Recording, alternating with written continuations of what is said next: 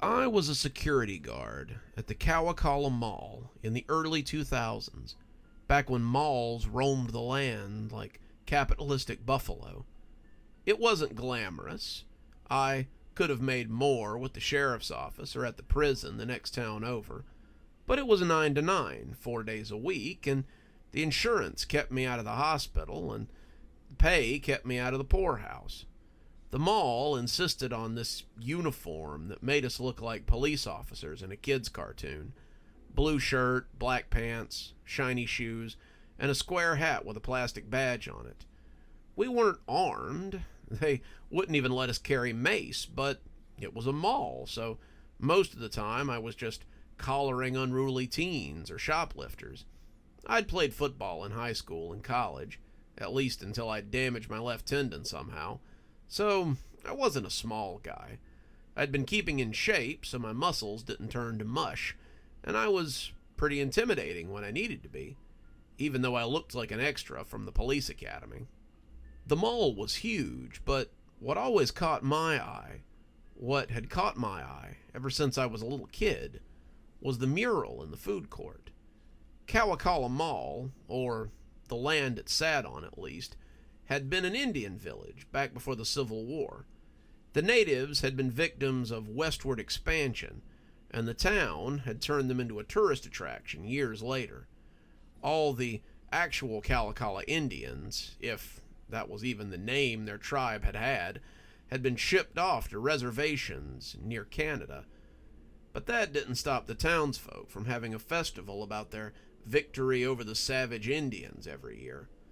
Local legends state that the settlers had adopted the name as a sort of screw you to the natives they had stolen the land from, but they hadn't gotten away scot-free. The tribe had been large, and they had been fighters.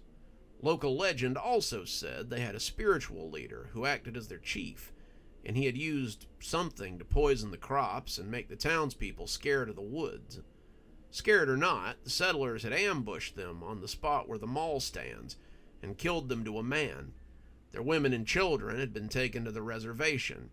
The chief had died here too, falling in the same battle that had devastated his people, and now my town celebrated it every year. If that sounds morbid and a little bit screwed up to you, then you're not alone. The members of the tribe who returned after generations of reservation life usually protested the celebration, but no one seems to pay them much mind. I don't like it, but it's one of our biggest festivals, and I do like funnel cake. Anyway, the mural depicts that battle, but the artist must have had a really sick sense of humor. All the natives in the drawing are smiling like they know a secret that no one else does. There are 10 in all, I counted, and you can see the settlers with their guns as they surround them. The natives have spears and bows, despite the fact that historically they had guns at this point, and they look half crazed as they stare out from the 30-foot-tall mural. I remember having nightmares about those Indians when I was a kid, and they always creeped me out. Now, as an adult, I get to look at them every day from 9 to 9. Neat, huh? Anyway, I tell you all this to let you know about the weird incident that happened that night in 2003. The mall closed at 9 o'clock every day. When I say closed, I mean closed. Doors closed, cages down, no one inside. We didn't even do night security. We don't do overnight stocking, and we do all our janitorial stuff in the early morning. I didn't understand why, but I followed orders. I was always gone before it became a problem anyway. Until tonight. It was a mess. We had 5 teenagers in the mall, all of them drunk as lords, and making problems for everyone. They had started in Dillard's, harassing staff and pushing things over, but then we lost them in one of the service hallways, and we didn't find them again until they popped up in the food court. They blended for a few minutes, right up until they appeared at Wetzel's Pretzels and got irrationally angry because they didn't have any churros done right then. They threw a chair through the display and then moved on before we could catch them, going to KB Toys and causing a scene. That was where we got them. all of them having a massive lightsaber battle in the middle of the store and looking at us like deer caught in headlights when we yelled at them. We had the cops there by that point, but it was still a mess. We all got whacked with lightsabers. One of them puked up Everclear onto me. It's a smell that's hard to forget. And we had to drag 5 half-drunk kids out of the mall and through the food court. The icing on the cake was that all this happened at 7:30, about an hour and a half before closing time. By 8:50, I was still doing paperwork on the incident, and when Jeremy, the closing guard, came to tell me it was time to lock up, I told him I'd do it when I was done, and he could go ahead and go. He looked at me like I was insane. "Man, you know as well as I do that we all got to be out of here by 9. That's policy." "I know, but if I don't get this done, it's going to be my ass. The cops and the security head want it by tomorrow. Don't worry, Jeremy, I'll lock the place up before I leave." Jeremy looked hesitant, but finally gave in and said he would lock the front door behind him when he left. "Just don't be here too late," Jeremy warned. "You know how the boss gets." I said I would, and the sound of his keys was the only thing in the quiet mall halls, other than the muzak that seemed to ooze in from the mall proper. Even that was gone after a while. I was left with the infrequent overhead announcements that went off every 10 to 15 minutes, and the soft hum of the air conditioner. I swiped at my eyes as the paperwork came together, my drowsiness getting the better of me as my words swam on the page. I decided that a cup of coffee would be just what I needed to get through this. It was 10 o'clock, way past closing time, and I was starting to feel those 13 hours. Luckily, I was off the next day, so I could rest a bit before my shift on Thursday. As I slipped my quarter into the coffee machine at the end of the security corridor, punching the number for a large and listening to it chug away, I turned my head when I heard something crash out in the mall proper. It was after 10. No one was supposed to be here. Hell, I wasn't supposed to be here. So, there should have been no one here to knock something over. The lights beyond the security hallway were dim, the evening lighting in the mall. And as I came up the hall towards the shadowed area, I heard something soft moving up towards the fountain that lay further up. It wasn't the running feet I was used to hearing. This was not the slap of tennis shoes or the clap of plastic sandals. This sounded more like slippers, something form-fitting. And when I came into the mall, I saw the source of the noise almost immediately. There was a stand nearby, one of those little pop-up stalls that sold jewelry or beepers, and someone had defaced it. This particular one sold hats and sunglasses, the snap brims and the obnoxiously huge reflective glasses that some of the young security guards wore, and there were taxidermy animals attached to it so that they could draw in the crowds they were looking to sell to. Someone had detached the hawk from the top of it, and they had knocked the foot off as well. The foot was still attached with the wire as it hung from the top of the stand, but the stuffed bird was lying on the floor in a less than majestic manner. "Hello?" I called, taking out my mag light and shining it around as I looked for anyone who might still be in the mall. There was nothing other than the hum of the air conditioner and the buzz of the overheads, and the more I thought about it, the sillier I felt for thinking this had been done by someone. The bird had simply fallen when its leg collapsed under it. It was just bad craftsmanship, and I was being jumpy.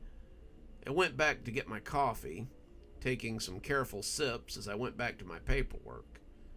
I was being a goose, and the quicker I got this done, the quicker I could get out of here. It was nearly done anyway. I was in the home stretch, but the more I tried to concentrate on my description of the events, the more I heard something going on in the mall. It was nothing as dramatic, just little noises, things you could only notice if it was dead quiet. I probably didn't fill everything out the way I should have, but I started rushing a little as my nerves began to fray. The noises were making me jumpy. There shouldn't be any noise in the mall, but I couldn't be sure of that. I had never been here past 9. It wasn't allowed, so who knew what the usual noises were in this place? I ground my teeth together as I made an ink stain on the page and tried to calm down so I didn't ruin all my work. It was a pain to have to do these things in triplicate, but I was about half done and trying to fly through the rest so I could get home. It was 11:30 by the time I finished up, and as I put the correct papers in the correct manila envelopes, I prepared to leave.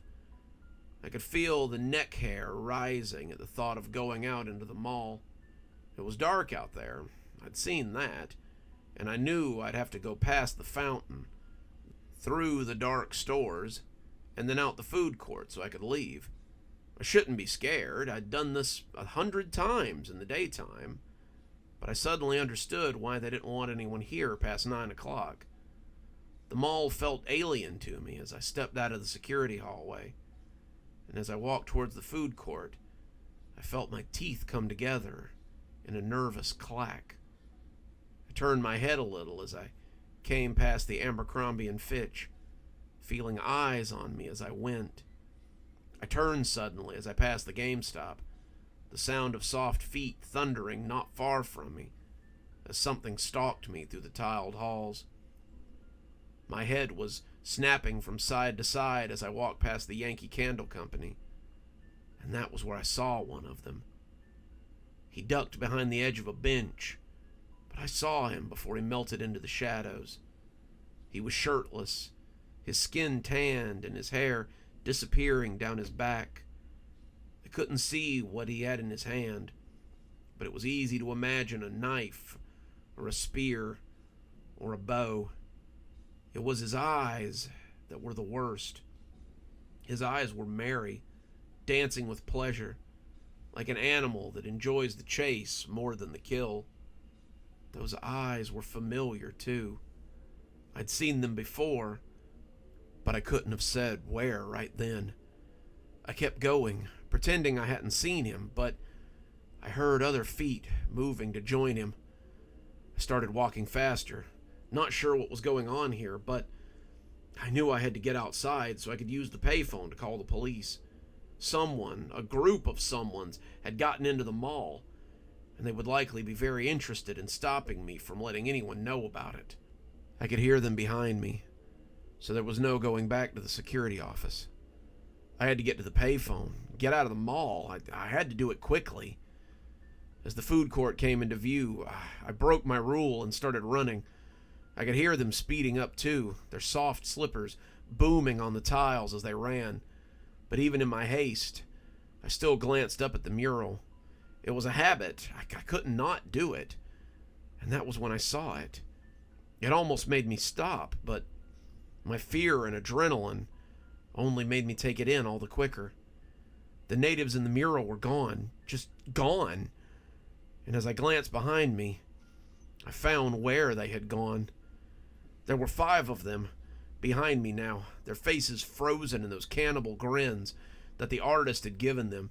They had knives and spears in hands. One of them was even drawing back a bow, and I realized there would be no escape with them so close behind me. I decided to take a risk, and I turned suddenly and headed for the bathrooms. They skated on the tiles, their hide shoes not getting the purchase they wanted, and I had just enough time to barrel into the maintenance closet and bar the door. I could hear them banging on it, slamming into the metal as they tried to get me. I had engaged the lock and shoved whatever crap I could find against the door, but I wasn't sure it was enough. For the rest of the night, I huddled in the corner and prayed they wouldn't get me.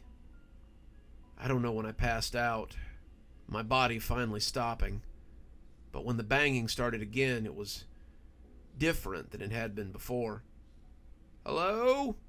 came a voice from the outside. "Hello? Is someone in there? You need to come out. I've already called the police, so you'll probably want to be gone before they get here." I recognized that voice. It was Greg from Custodial. I was holed up in the little room where he kept his stuff. He thought I was a burglar. I sat up and opened the door, Greg looking shocked when he saw me. It appeared I had some explaining to do. Good evening, everyone. It's me, Dr. Plague. Thank you so much for joining us for tonight's show. If you think you might like a little more spooky in your life, then please feel free to click on one of the videos we have up here. Maybe look at one of the playlists if you're trying to get caught up. I know, there's so many videos on the channel. There's so many series that are going at the same time. Sometimes you just need a little refresher course, and I gotta say, I always enjoy the views. If you're not subscribed, feel free to hit that subscribe button. Maybe hit the bell so you don't miss anything. We upload a lot on this channel, so you won't want to miss a single story as they come out. If you'd like to support the channel, you can click on the Amazon link down there.